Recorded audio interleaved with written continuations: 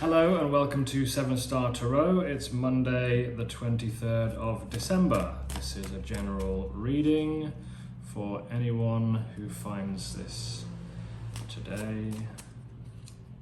Hope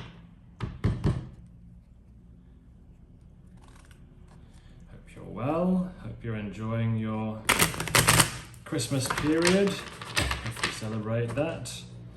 I'm in a country which doesn't... they do put up decorations, but they're not kind of that much into Christmas themselves.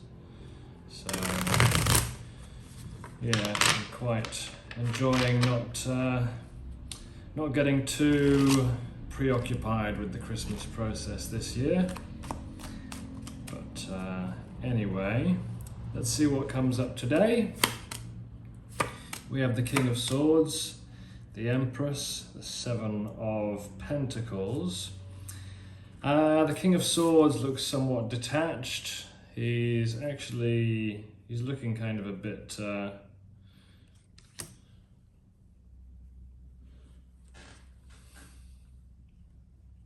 disillusioned. He's kind of looking a bit uncomfortable with holding the sword as well. It's like it's like he knows he has to use his intellect, but it's making him uncomfortable. He looks like he wants to be moving. He'd rather be moving than sitting down. Maybe there's something that you want to move towards. Oh, he's looking at the Empress, look. Okay. Maybe there's someone that you want to move towards, someone who you perceive as being very abundant, of having everything that you might need, but you're having to keep your distance from it. You're having to keep your distance, and you're having to do what's right, or do what you know is right, and to use your mind to think of the next action. To use your mind to think of what to do next, and to come at it from quite a mindy perspective, like thinking things through. This is something that you've put energy into, possibly a lot of energy with the Three of Wands. Something that might have been like a chance occurrence. Or something that maybe is at the whim of fate. Maybe it was like a fated meeting. The Hierophant's come out.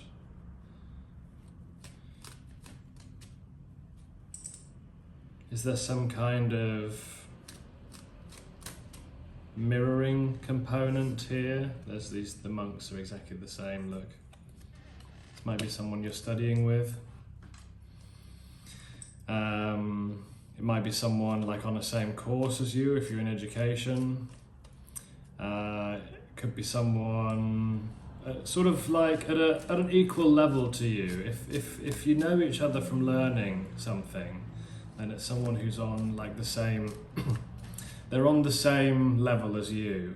Like the teacher's up here and the Hierophant, and the monks are below, well, the priest slash teacher. The Hierophant is symbolizing knowledge acquired from a source, a well-established source, perhaps a traditional school. Excuse me for a moment. Or something of that nature. The Tower.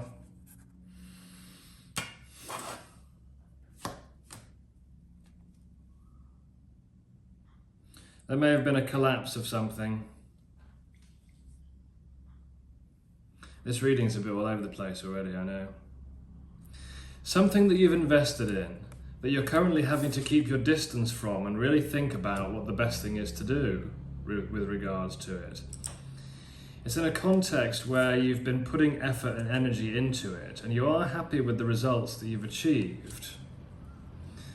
And you see the other person as somebody abundant, someone who is very attractive to you.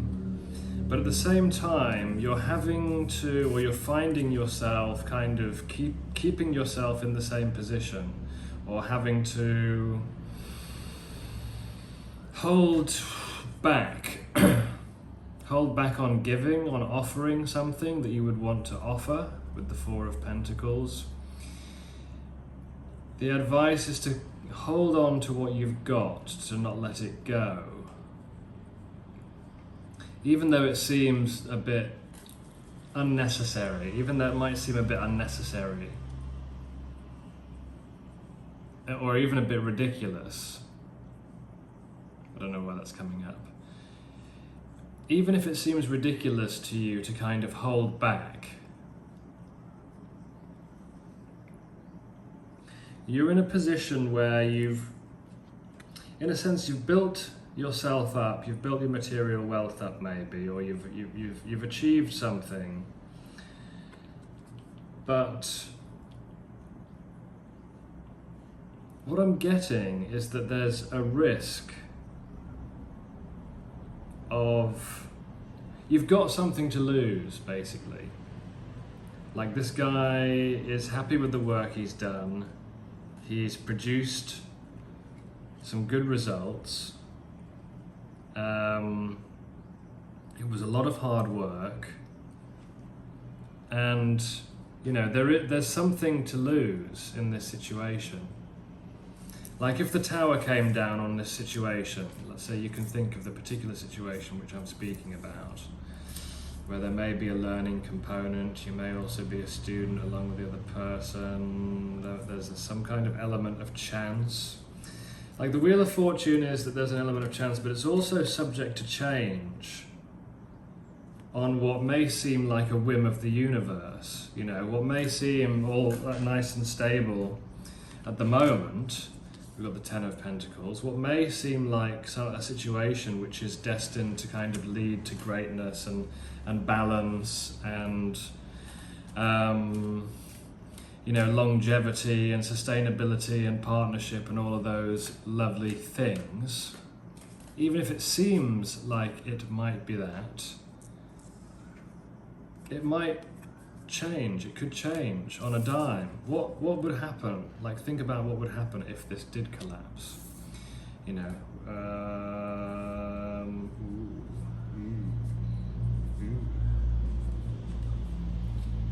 We've got the Seven of Swords. What if somebody was to kind of like get up and run off?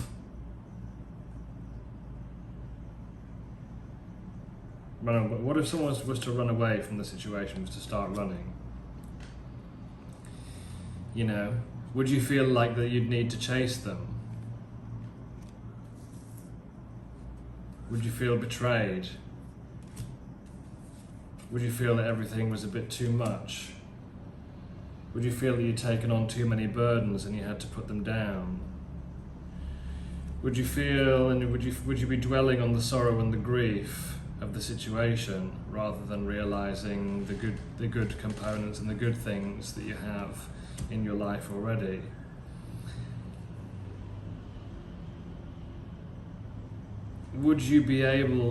Are you able to be independent?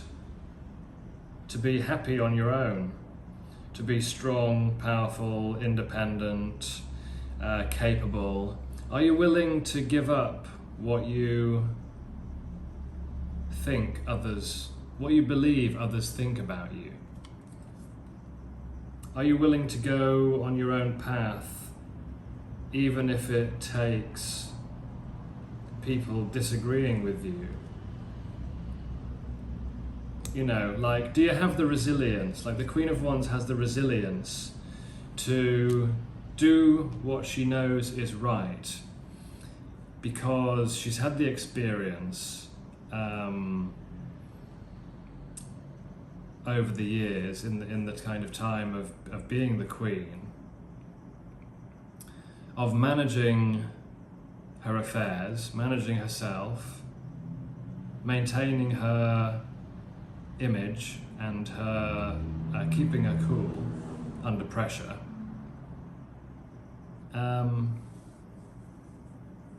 In order to achieve freedom and independence from other people's from other people's judgments. And it's not that there aren't people around her casting judgments, but just that those judgments are of no consequence to the Queen of Wands. Because she knows why she's doing things the way she's doing them. And she knows that it's different. And she's okay with that. So it's like, embrace your uniqueness. Even if truly being yourself would lead to maybe the destruction of something. Because destruction is necessary before any new building can be begun. You need to clear the ground of, the weeds, the debris, whatever's gone before, in order to be able to build something new. And to become independent, King of Pentacles, it takes the realization that maybe the world you're inhabiting now is not big enough, that there's other things that you could be accomplishing. It requires stepping outside your comfort zone, not just simply sticking with what is currently satisfying you, but being brave enough to go out into the cold, to brave the possibility of being rejected by others, because you know that for you it's the right way, because it's part of your plan, your step-by-step plan. You know what you need to do, because you've looked at your goals, you've looked at your dreams, you've thought about what they are, and you're making a plan, a step-by-step plan to achieve them. That's the Knight of Pentacles. The Knight of Pentacles eventually becomes the King of Pentacles through, yes, hard work, dedication, of course, but also through careful planning and not rushing into things. The Knight of Pentacles is like the opposite of the Knight of Wands. The Knight of Wands rushing in before he's even thought about what he's doing, just kind of like riding in on a surge of passion without any forethought, just doing whatever feels right. The Knight of Pentacles tends to be still, and it tends to be a very watchful kind of energy. So he's surveying the scene in front of him and deciding what would be the best course of action, not right this second, but over the next day, over the next week, over the next month, over the next year, and over the next multiple of years as well. And that's how he eventually becomes the King of Pentacles. And of course, the King of Pentacles eventually creates the Ten of Pentacles, which is this ongoing intergenerational wealth. These things take time, and they take the ability to be able to step back, analyze the situation for what it is, and also decide what exactly the correct action is. So I don't know whether this is about a relationship. It kind of started off with these two, the King of Swords looking slightly disappointedly towards the Empress, as she's sort of looking away from him. So it's almost as though being ignored by someone who you may be interested in, the only way to deal with that and still maintain your dignity is to decide with your mind and to analyze the situation and to take the requisite steps towards it, towards the outcome.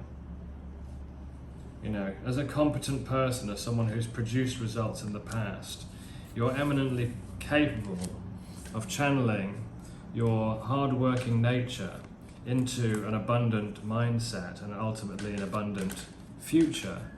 And the way to do that is, of course, to get in touch with your passion, which you're probably already in touch with given the Three of Wands was there.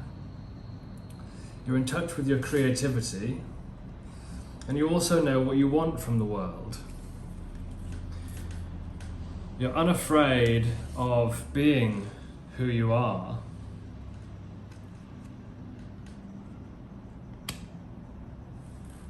And in the process of being who you truly are, you're able to achieve a degree of satisfaction. Even if things don't quite work out as you planned them, and you end up having to hold tight to what you have for fear of losing it, ultimately, if you avoid this kind of haphazard, fly by the seat of the pants approach, acknowledge that at times you may not be the most popular person in the world because of the decisions and choices that you have to make, but that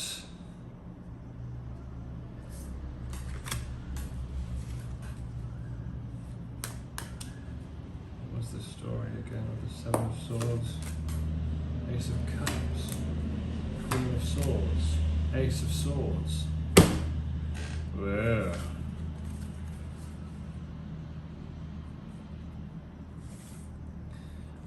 Why is the Seven of Swords there? High Priestess, Judgment. Seven of Swords is there because... who is it representing? Seven of Swords, who is it representing? Okay. Eight of Swords. Eight of... Seven of Wands. So it's representing you, actually. It's representing an aspect of you that has a tendency to maybe do things a little bit hastily in order to prevent getting trapped in your mind. But then with this kind of hasty approach to things, you end up having to kind of fight your corner, whatever that means to you. It's not the best way of making friends. And it looks like it kind of leads to a lot of hardship and difficulties as well. With the Five of Cups, the Ten of Wands, the Ten of Swords.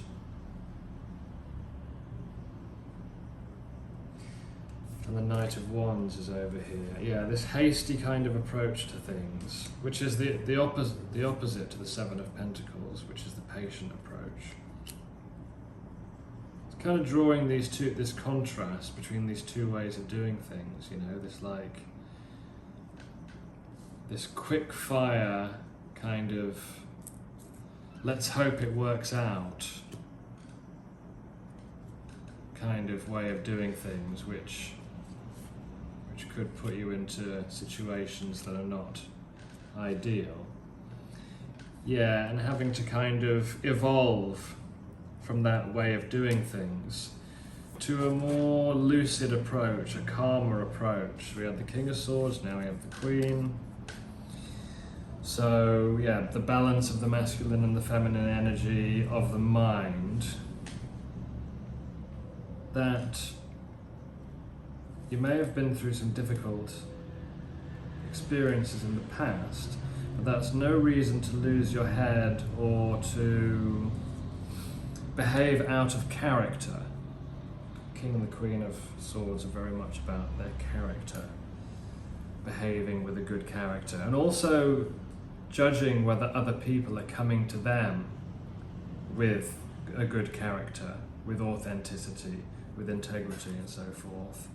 And then, yeah, coming out of that, the Ace of Cups and the Ace of Swords. So you will have the support that you need if you're able to evolve this aspect of your personality to become more grounded and to focus on achieving these longer term goals, then the result will be a good deal of wealth and abundance. But patience is required. Any last messages? Come on, come on, come on.